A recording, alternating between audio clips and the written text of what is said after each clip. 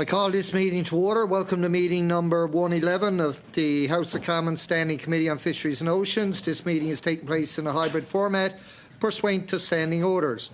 Before we proceed, I would like to make a few comments for the benefit of our witness and members.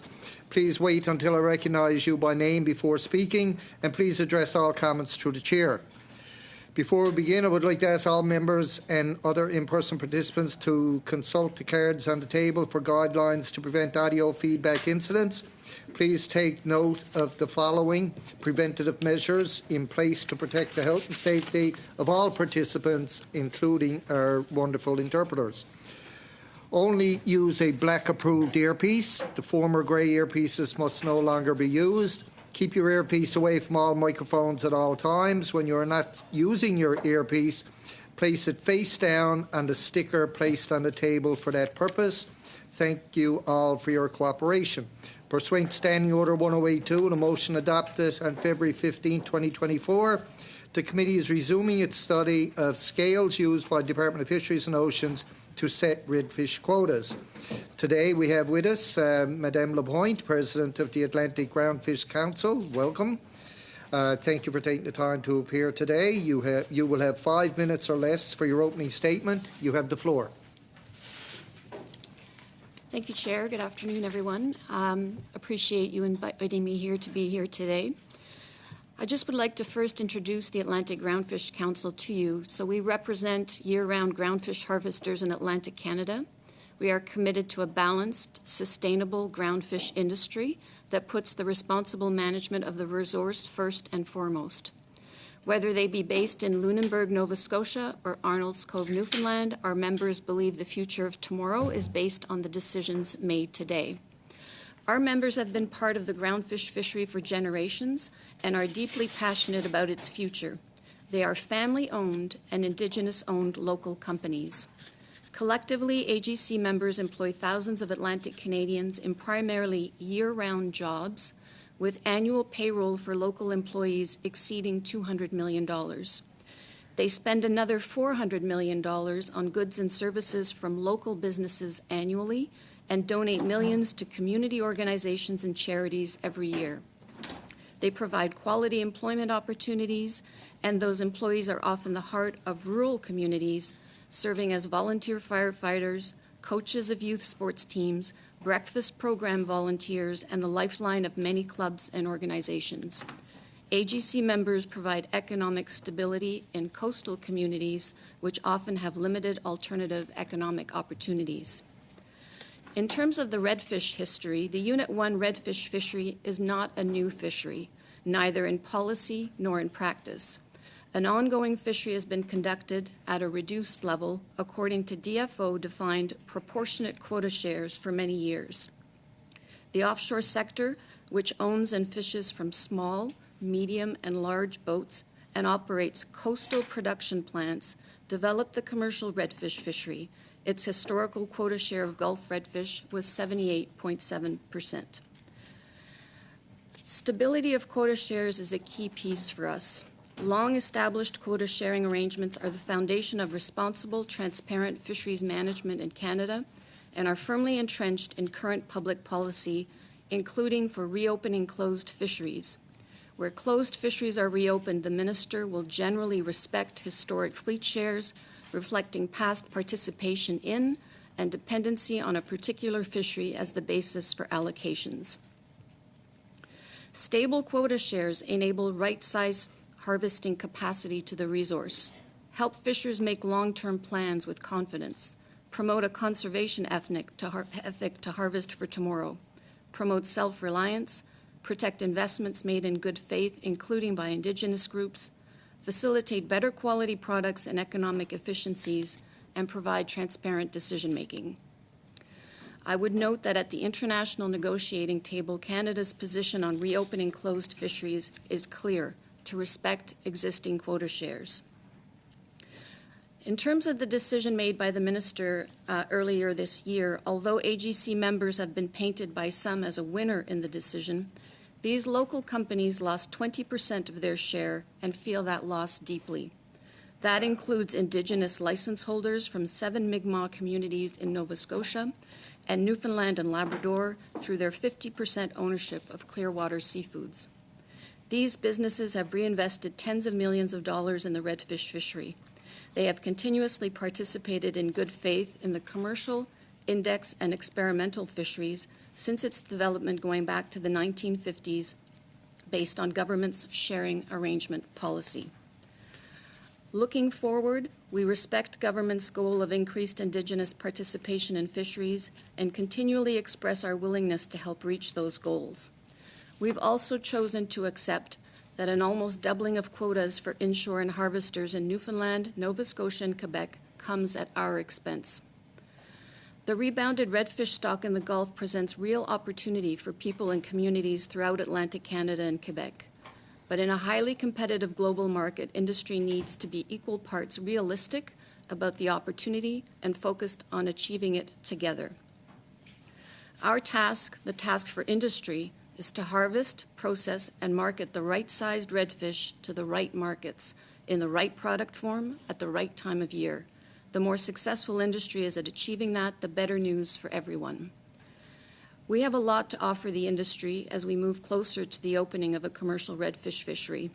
We are familiar with existing and developing markets. We are continuously willing to invest in marketing and sustainable requirements. We have experience harvesting quality redfish in a fleet of vessels that vary in size from 61 feet to 245 feet. Our processing experience is held by local employees, and we already hold MSC sustainability certifications for 5 groundfish species in Atlantic Canada, with another 5 under fishery improvement projects that secure access to many markets. Those efforts borne by the AGC and its member benefit harvesters from all fleet sectors who fish those species. Thank you. Thank you for that. We'll now begin with our first round of questions. Go to Mr. Perkins first for 6 minutes or less, please. Thank you, Mr. Chair, and thank you for attending, especially after the technical challenges last time. We appreciate you coming back and appreciate MP Barron's invitation to try and make sure you got a point to present on this important issue. I represent South Shore, Nova Scotia, where some of your members have facilities, Mersey Seafoods, Clearwater.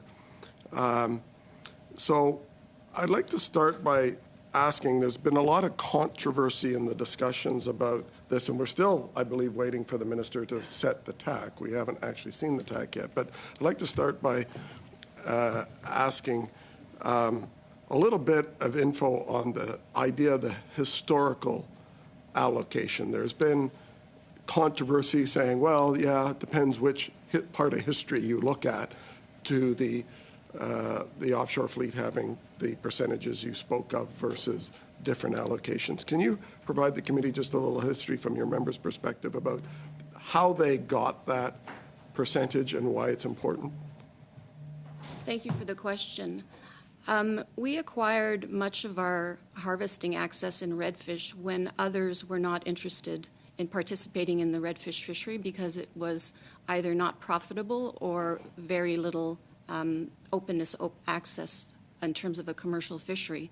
So we, other industry participants took shrimp and crab licenses instead of continuing or fishing for redfish. So that is where our participation comes from. It's been over 30, 40 years that we've been involved in this fishery.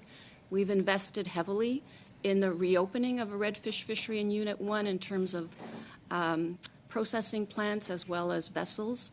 And we have continually, as I indicated, participated in this fishery, whether it was when it was under moratorium and there was only a test fishery, and then when there was an experimental fishery, and now we look forward to participating in a commercial redfish fishery. So your members actually paid on the open market commercial rates at the time for that access, when sort of a willing buyer, willing seller sort of terminology wasn't obtained in some sort of surreptitious way or allocation. They paid money for it. They kept the fishery going and continued to try and develop it when others weren't. Do you think it is fair, after all that investment, that those who sold now ask for it back for nothing? We are very much believers in a willing buyer, willing seller model, whether it be for access by inshore harvesters or Indigenous participants. We feel that it is best left to the industry once the government can state certain objectives for the fishery. We feel that it's best handled by industry to industry or industry to Indigenous discussions and negotiations where everybody is a winner, as opposed to creating an environment where we're creating winners and losers. We feel that, government really has no place in these types of discussions. So, well, there's been a lot of discussion and sort of confusing testimony, at least to me, around the capacity or the size of the TAC that should be set. Whether the minister has said it's going to be at least 25,000. There's a science that says it looks like that 80,000 metric tons to over 200 could be consumed, or should be, because it's having an impact on other species. If the minister were to set the TAC at the lower end at 25,000, could anyone, whether you're in the inshore or the offshore, actually make a living at it at the current price that redfish is fetching, which I think is about 35 cents a pound? The markets are very challenging. We've been trying to develop markets for redfish since about 2020 in anticipation of the reopening of Unit 1 redfish in Europe and in Asia and parts of Africa. We face a lot of stiff competition from countries like Norway and Iceland and Russia, who are really selling the larger fish. And I think members know that the fish that we have in Unit 1 is smaller than what the market is looking for. In terms of a total allowable catch, we are comfortable with the floor that the minister has set. Having said that, we understand that other participants in the fishery would like to increase the total allowable catch beyond that 25,000 tons, and we would be comfortable with that. But just recognizing that the higher you go, at least in year one, there are no markets to extract the maximum value out of this fishery. Yeah, I mean, I understand from my lobster fishermen, they were paying $1.40 a pound for heads and tails of redfish for bait, but the fish itself is, there's at least in one instance in my community, over 1 million pounds of the fillets through the experimental fishery that's been going on, still in storage, unable to be sold. So if the minister does increase the TAC, how are we going to sell 25,000, let alone 50,000 or whatever number, no matter who catches it? Where's the market for it? Well, it's probably not in Europe, because that is where they are looking at a fish that is much larger in terms of fillets. What we have been exploring are markets in China and Korea, where there is consumer interest in eating a whole small fish. So we've been investing quite a bit to try and develop a market there for the whole small redfish. And we've been trying to not market it as a small redfish, but as something that is an alternative to a fish that they would already be familiar with in their own country. We'll go to Mr. Hardy for 6 minutes or less, please. Thank you, Mr. Chair. So really the question that has been raised has to do with equity in the total allowable catch, who gets what share of it. Traditionally, Nova Scotia has had the largest share, but it's also, according to a chart that I have in front of me, due to see a substantial drop in that share. Is that really the core of the issue that the committee is supposed to be looking at here? As I say, we've come to accept the decision that's been made by Minister Le Boutillier in terms of reducing our historical share. We strongly believe that those aren't the right decisions to take. People invest based on the shares that they have. Banks lend money to companies based on the shares that they have. And so when access and allocation are destabilized, there are no winners, and it's not a good way to proceed. But as I've said, we've accepted that decision. We hope that going forward, other participants in this fishery will work with us to develop the markets, to extract the maximum value out of this fishery going forward. Now, we were given information that suggested that there had not been a substantial redfish fishery for about 30 years. So obviously, if catches were available, they would be very constrained. Would this then explain and speak to Mr. Perkins' point that there doesn't seem to be a very robust market for this? So it's the market infrastructure that also has to be, if you like, reestablished to the degree that people will actually make money from this fishery.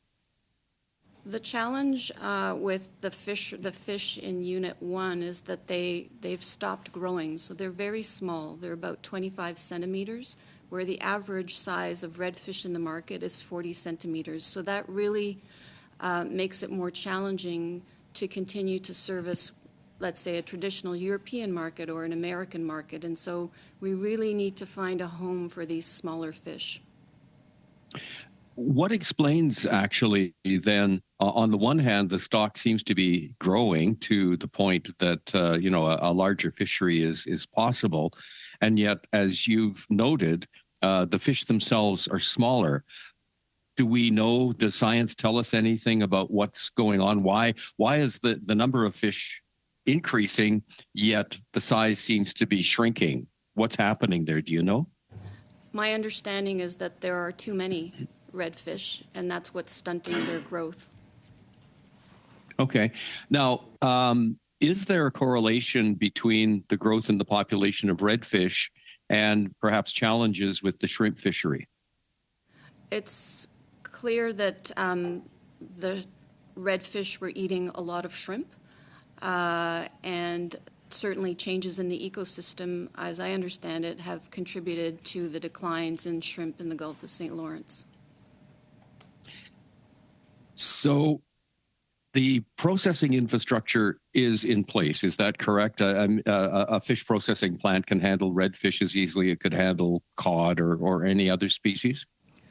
We have members that focus solely on redfish as their primary business, so they already have the plants set up to be able to process more redfish. One example is Alain d'Entremont's plant in Digby, which is a relatively new plant, state-of-the-art, fully environmentally friendly, and that plant is capable, as an example, of processing fish. We have also members in Cape Breton, Louisbourg Seafoods, who have the processing capacity, as well as Ocean Choice International in Newfoundland. So if, in fact, we're trying to look for a market for smaller fish, is there a danger that if we go into that population and catch too many, that those small fish will, those smaller fish won't have a chance to grow to be bigger fish? Or will they actually grow to be bigger fish given, the presence of food, the changes in the water conditions due to climate change, et cetera, et cetera? Are we stuck with smaller fish then off into the foreseeable future? Certainly sounds like it, both in Unit 1, and we're starting to see a lot of small fish in Unit 2 as well. And the advice that we got this year from science is that we probably only have about 8 or 10 years to harvest these redfish, because they will just eventually decline back to their normal levels. But we are, I think, we're being told that the fish are not going to grow any larger. Right. Thank you, Mr. Chair. That's all I have. Okay, thank you, Mr. Hardy. Left 30 seconds on the clock, but we'll now go to Madam Debian for 6 minutes or less. But I understand Ms. Barron is having some technical troubles in connecting, and she's asked me to give you her 6 minutes, so you have 12 minutes or less. Merci. Wow, very generous. Thank you. Thank you. Good day, Madame Lapointe. I'm glad to see you. We've been waiting for you for a while. I'm convinced that you're going to share a lot of information and teach us a lot on the redfish.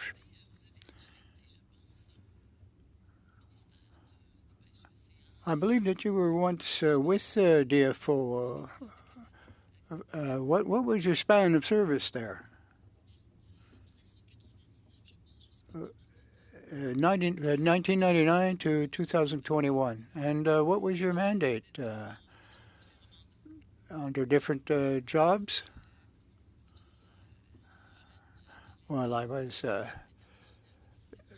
involved in fish management for international markets. I changed positions. I was the assistant to the deputy minister for a while. So I guess you had your hands on all the files eventually, because when we're officially an assistant to a DM, everything comes across the desk. We've heard a lot of concerns and apprehensions as to the return of the offshore fisheries, particularly as it concerns redfish. Given, well, we have to go back 30 years perhaps, but at that time, there had been analysis and evaluations, and conclusions were that the fishing techniques of these offshore ships contributed to the loss of certain, or a radical reduction in certain species, including redfish. Now, you say you have vessels that are 65 to 100 feet, but you don't have anything larger than that in your association. Is that so? Well, there are perhaps 4 to 6, I believe. 2 are active in Newfoundland. One fishes through Nova Scotia waters, over 100 feet, yes. Are bycatch an issue, significant for redfish fisheries? Are there other species that are brought in accidentally in the nets? Well, we do have bycatch of other species. And when the minister makes a decision, I think there'll be new regulations, I think, to try to minimize those bycatch. Perhaps they will be sanctioned a little bit. There are 2 types of redfish. One is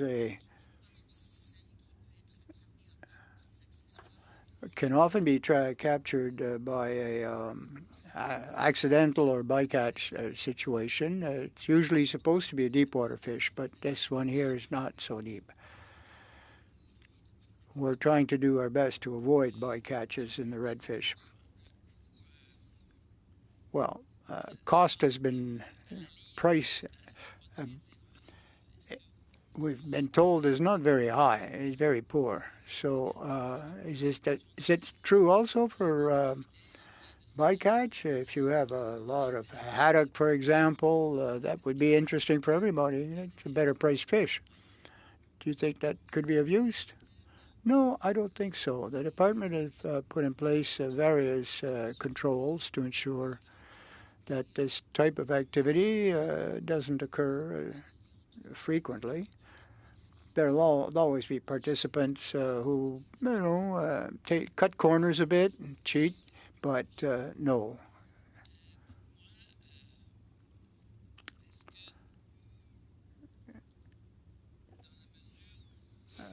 Can you tell us this 25 million ton, 25% which are allocated to offshore sector? You're representing that economic sector to a degree. Does that mean the rest of the allocation is shared between Indigenous and maybe shrimpers in Quebec, for example, or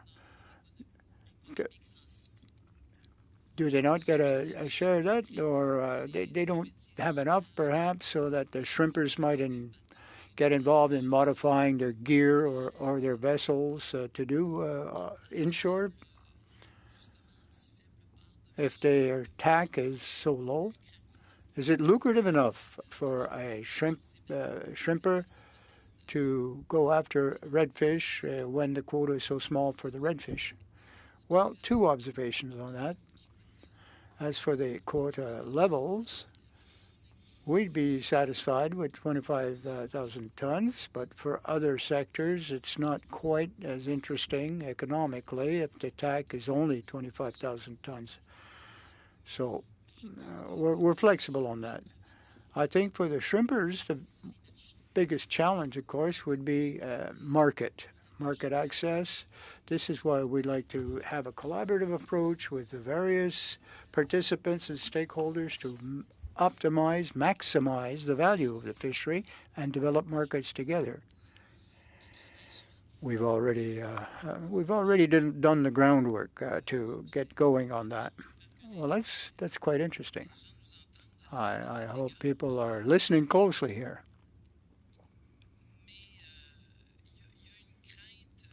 There is a fairly serious concern, I believe,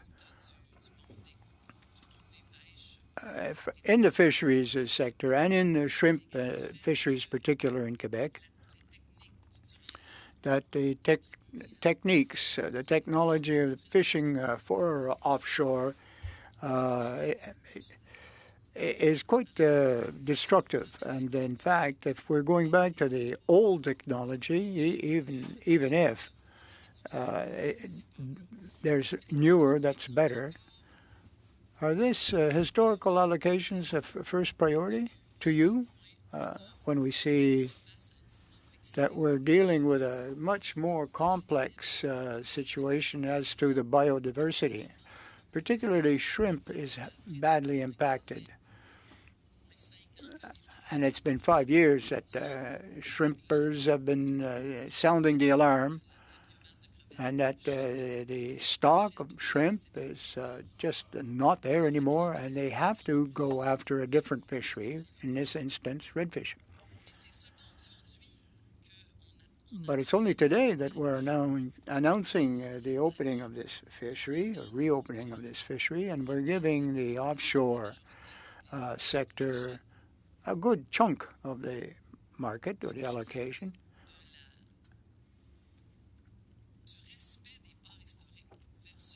What do you think of this, respecting the historical allocations as to should they be held to, or, you know, it's 30 years has gone by, and perhaps the proportions and ratios should be reconsidered and reviewed, and to reflect the current realities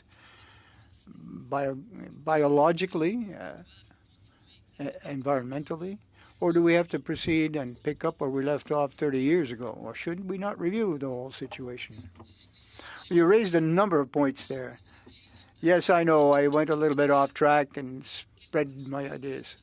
A few comments, if you will, on the offshore. Compared to what was occurring 30 years ago on offshore, almost that doesn't exist anymore. The methods have really changed, they've evolved. And I don't think it's reasonable to compare the 24 fisheries with that of the 80s. Sustainable fishery is our focus now for all our membership. We have to adopt new practices, better practices for groundfish, certification being one point. We have a Marine Stewardship Council which has set standards. Now, as for historical fishing, redfish continue to be fished in our Unit 1, experimental perhaps, small, limited, and there were very few fishers who decided to participate. So I don't think it's quite fair or equitable to say that there were no opportunities to fish redfish before this year. The opportunities were there, were provided.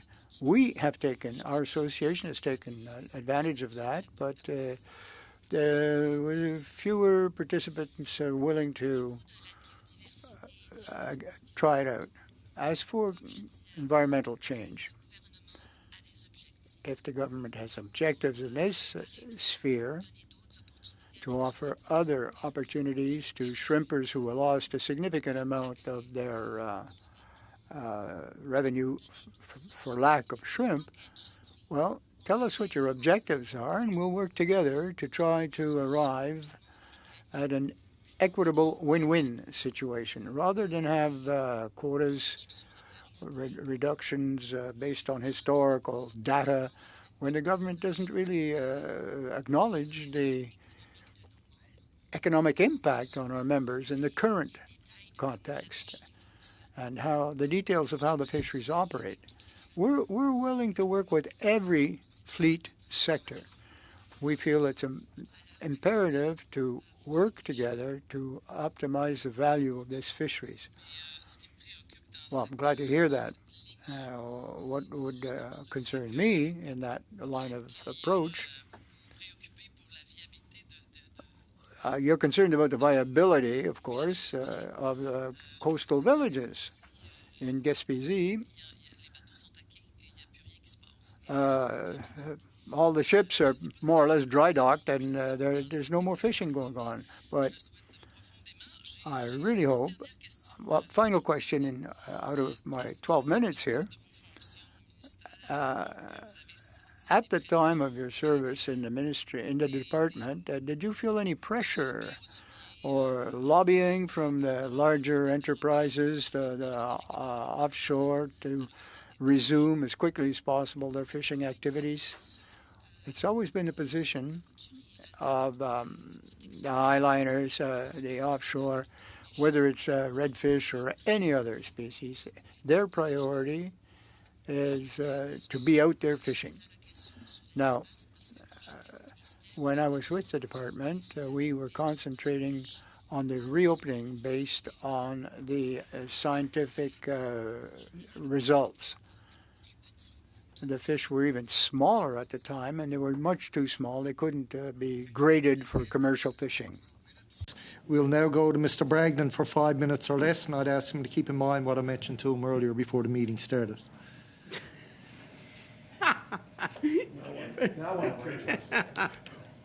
Our illustrious chair never ceases to amaze. But it is a pleasure to have you here today, Madame Lapointe. Thank you for taking the time to come and to share with us your insights and expertise.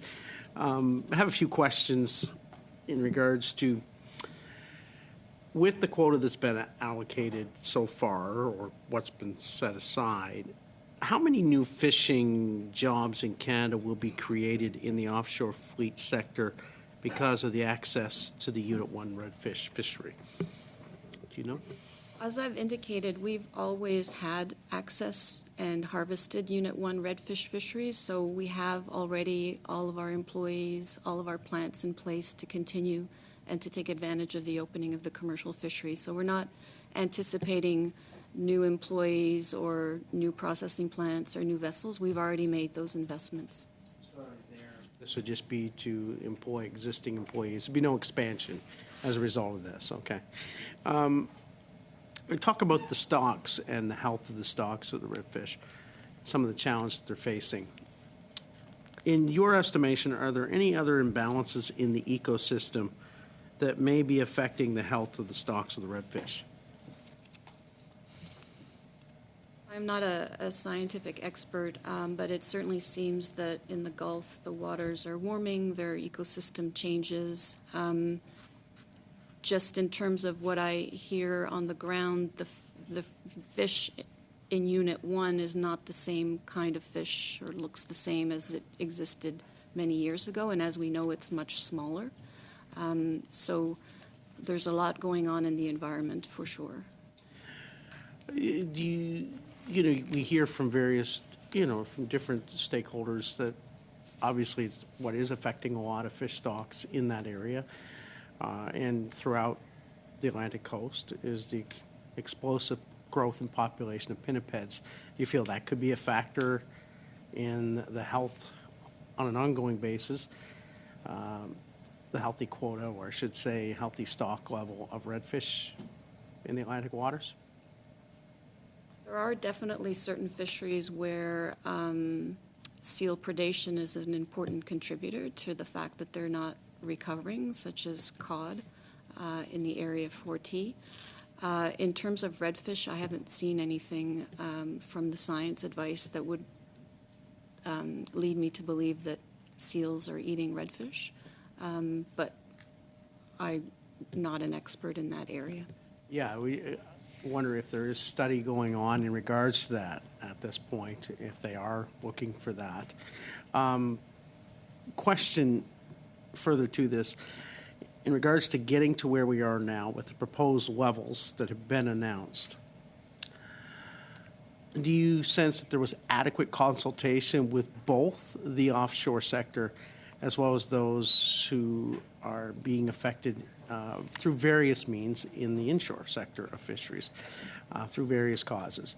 Do you feel there was adequate consultation done in advance of the decision by the minister? I would say a bigger concern to us is the length of time it's taken not only this minister but her predecessors to make a decision on allocations in this fishery, which has been quite destabilizing for our members who, as I say, have continued to invest in this fishery, and the length of time that it took to actually get a decision was quite problematic from our perspective. So the delays have had some definite effects on the industry and across the sector is what you're telling us. Is basically it's been a delayed process? Okay, I believe my colleague, Mr. Arnold, has one question as well he'd like to ask, if we got time there, Mr. Chair. Okay. Thank you, Madam Lapointe. It sounds like market is the a major stumbling block in this process. What efforts have been made by DFO to promote the marketing of redfish, or what measure or what steps has the government taken to look for and promote new markets for obviously a fishery that has a resource that could be accessed, but we seem to have no markets?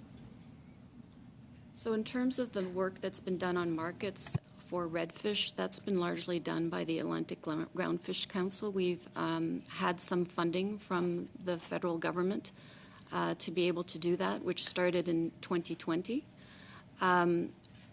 We were sort of going down one path in 2020. We were expecting the fish to be larger, so we were looking at trying to develop a market in Europe, trying to position ourselves differently than European redfish, where there's really a lack of consumer confidence in Europe because of the way that they've been mismanaged. That work had to shift when we saw that the fish wasn't getting any bigger, and so that led us to try and develop a brand for Canadian redfish and other groundfish species, working with a communications and promotion marketing agency, both in as well as in China. So we've been focusing largely on China and Korea. China, because they have already a market for whole small fish. So we're trying to position our fish there. And in Korea as well, there is a market for, as a loss leader, they sell whole small fish in restaurants. So we're trying to develop a brand that has a value so that it's beneficial from an economic perspective for Canadian fishermen to be able to extract the maximum value out of this fishery. Mr. Arnold, we'll now go to Mr. Morrissey for 5 minutes or less, please. Thank you, Chair, and through you, Ms. Lapointe, could you define Unit 1 for the benefit committee? Describe it geographically. What are you referencing? It's in the Gulf of St. Lawrence? Just within the Gulf? Yes. It's not coastal offshore Nova Scotia or Newfoundland? No. It's solely in the Gulf. Okay. And the fleet operates at the size of vessel you described in the Gulf? We have in the past, but recent years we've been using smaller vessels in Unit 1. How small? Could be 45, 65 feet. Okay, so that was where it was when it was closed down. Okay. I want to go back, I believe it was Mr. Perkins, that's on the historical fleet share. There's always an argument over historical quotas, because the history tends to be controlled by the period you establish for the historical data. So could you, what was the historical fleet share? Give us a time frame in which the current historical data was accumulated that you're just using now to justify your position. I can confirm, but I believe it's going back to the 70s, and even through the index and experimental fishery, the department continued to use the existing proportional shares. And for the benefit of the committee, can you outline, if you can, how the department maintains that data? And where does it access that data from? Is it independent to the department, or are you simply using the data that's provided to you by outside parties? That's data that's provided to us by the Department of Fisheries. Again, how did the department accumulate that data? I would assume based on landings information So it's third-party information the department's using. through dockside monitoring. That could be partly it, or observer data. My point is the department does not independently, on its own, source that data. Did they have a testing regime that you're aware of that established the data that you're using? I'm not sure. Not sure, okay. My third question would be, through you, Chair, follow up on questions from Madame Desbiens. The bycatch issue on redfish depends on which side of the fishery you're on, where it may be. Are you aware of the primary bycatch when you're pursuing the red fishery? Could you identify for the committee what should the concern level be, and what species is more at risk of being caught as a bycatch on redfish? There's Gulf Atlantic halibut, as well as, I believe, witch flounder, some other groundfish species like witch flounder that have rebuilding plans in place. How could you provide to the committee ways that the large mobile fleet that you represent could mitigate bycatch on the more lucrative halibut that is primarily pursued by inshore fishers? I mean, the department has talked about separator panels, which we've used in other parts of Atlantic Canada, but are not, they do have impacts on your catch rates. But we are very much focused on fishing redfish in deeper waters, where I understand there's less bycatch issues. Could you explain how it would minimize bycatch issues simply by being in deeper water? I'd have to come back to you with some information on that, but I believe that at certain depths, there is less of an issue with respect to bycatch of other species. Sure. Thank you. Go back. The technology you referenced when you answered earlier about, I believe you said separation doors. What was the terminology you used? Panels. Separator panels. Is that new, or is that? No, that's something that's been used for a while in other parts. And is it effective?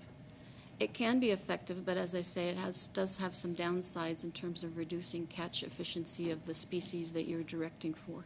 Okay. Thank you, Chair. Morrissey, we'll now go to Madame Desbiens for 2.5 minutes or less, please. Merci. Je vais... Thank you. I'd like to continue on the same line as Mr. Morrissey because it brings something to mind. Now, fisher folk were telling me that the technology used on the high seas, offshore, does in fact result with significant bycatch. Not 35 cents a pound for redfish, but I mean, some of this bycatch is worth $4 or $5 a pound. Now, you're saying that the technology has changed quite a bit, 30 years? So offshore, which is bottom taking, trawling, perhaps. How can it reduce bycatch? Well, we have members that are concentrating on catching redfish. And as for the vessels and the processing, for example, there's a lot of vertical integration. And we can get a value from that redfish. It's just not accessible to those who are organized differently. They're not vertically integrated. We have no interest to go after fisheries that would be bypassed. What do? Do you toss them back in, catch and release? No, but we establish minima. And I'm sure that there will be limits set, but how can you ensure a minimum? You only know it once you've brought the nets aboard. Well, I can give you more of that in writing, if you will, a little later. I can't do it off the top right now today. Okay, would appreciate that. Yes, please. I think my time's elapsed. Again, we're going to suspend for a moment. I think Ms. Barron is trying to sign in, so we have to do a sound check with her. So we'll suspend for a moment while we're doing that, and then we'll get back to our list.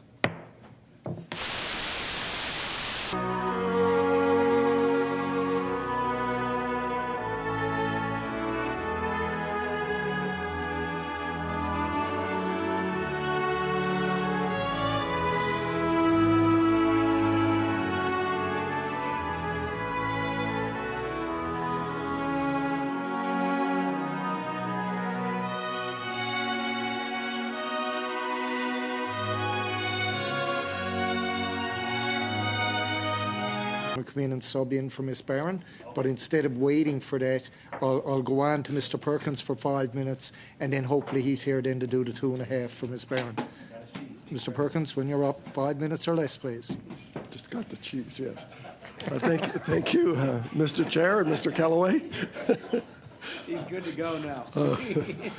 Thank you. This has been fascinating. Back in February, I believe, is when the minister made the announcement of the reallocation between the fleets. And I've got a copy of the presentation, I think, that was made to industry groups back then. And I just want to probe something you mentioned earlier when you were being asked about the fleet size that you're using in the Gulf right now. If I understand it correctly, the 58% share is allocated, though, the way it's been done, to fleet over 100 feet. So when the minister sets the TAC at whatever level she does, and the season begins in the fall, I think, or June. No, I think she said June was the when they were hoping to do it, so we expect it soon. When they do that, then does that mean your members will have to fish with vessels over 100 feet, not the ones you're using now? No, we are called the offshore sector because we have licenses for vessels over 100 feet, but in actual fact, we only have between 4 and 6 vessels that are actually over 100 feet. The majority of our vessels are much smaller.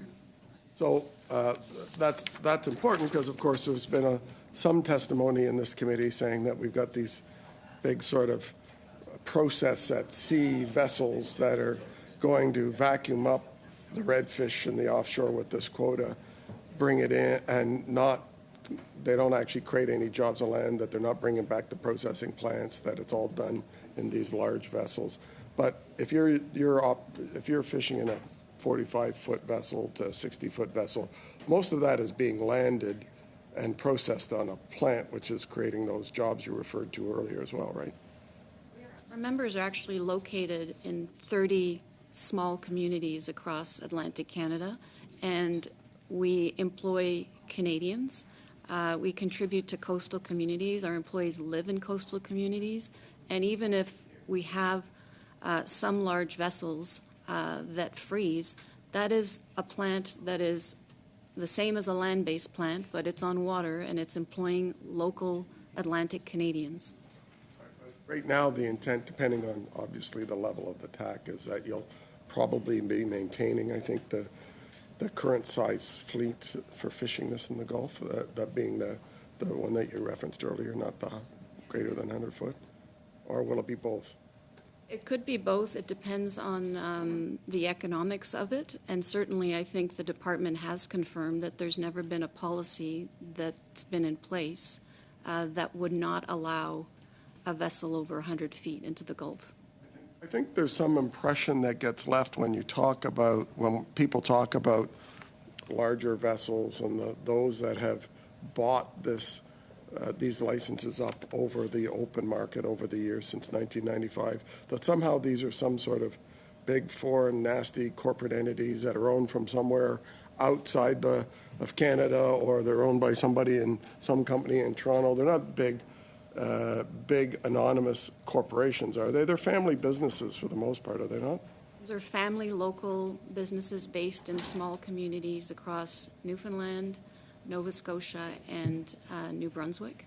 And just in terms of a large vessel, I think we would argue that a larger vessel spends much less time on the water, much more efficient. And so in terms of the impacts that you're having on the environment and the ecosystem is much less than some smaller boats. In that, this document that was released is where some confusions come, because it does say an annual catch rate could be considered between 88 and 318 kilotons, I think it is.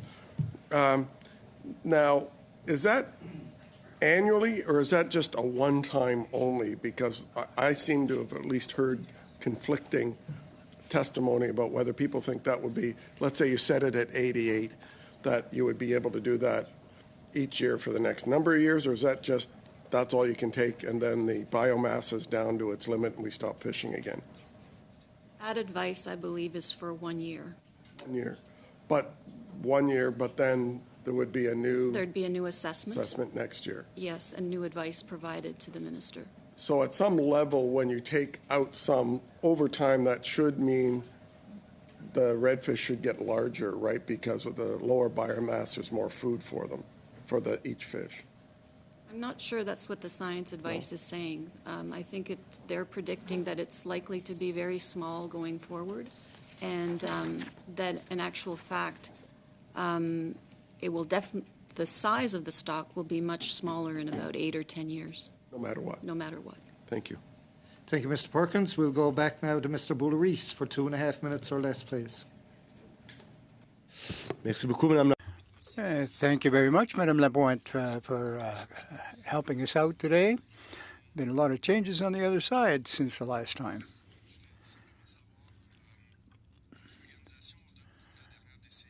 Over the past 10 years, your organization or various organizations who fish in the St. Lawrence Gulf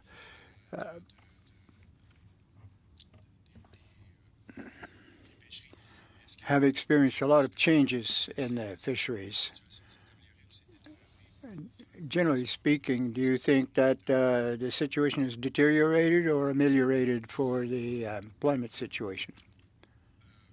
Could you... a lot of people participate in the industry over the past years, that the environment has changed, the milieu has changed, and this has had an impact on fisheries. Do you think we've been able to maintain same levels of employment? Well, yes, but for various species, the environment does.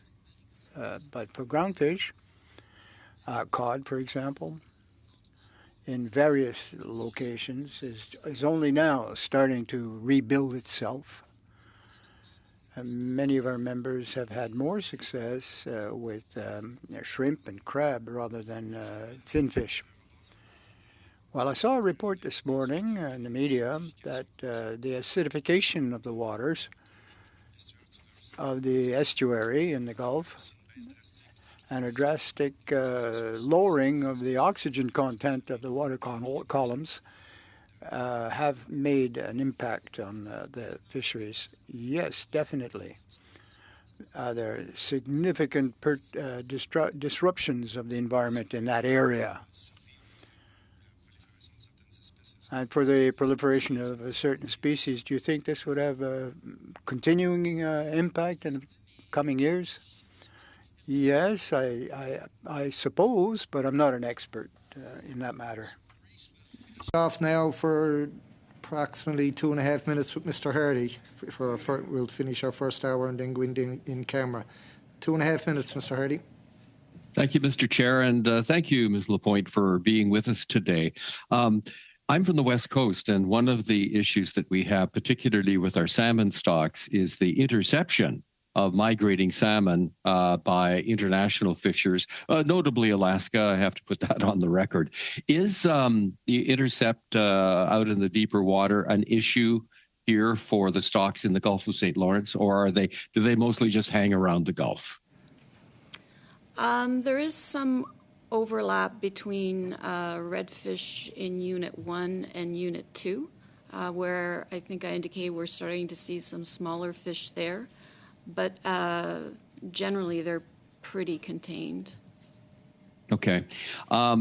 It would appear then that the overall strategy is to open up a redfish fishery in order to reduce the size of the stock and take the pressure off shrimp, which are a far more valuable harvest. Is that a reasonable assumption? I think that's a reasonable assumption for those who fish shrimp. We are interested in harvesting redfish because we have a history and a tradition of harvesting it, and we want to be able to sell it and maximize employment and economic opportunities for our members and coastal communities.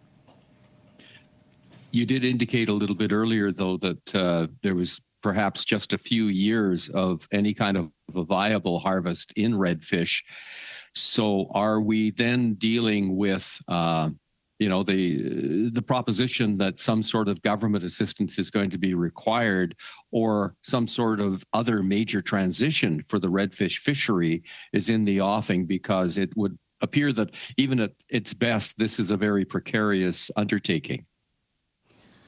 I can't speak to that. I don't think that's an issue for our members. We have, as I say, always participated in a redfish fishery, whether it's as big as it is now or whether it's much more limited. Right. Well, wish you all the best, and hope that things change, conditions change. Maybe that redfish fishery can be recovered to the point where it's an ongoing and decent source of income for families on the East Coast. Thank you for your time today. Thank you, Mr. Hardy, and I want to say thank you to Madame Lapointe for her appearance here today before committee and sharing her knowledge with us as we look at doing this particular study or report. We will now suspend to go to in camera for our second hour of committee business. Suspended.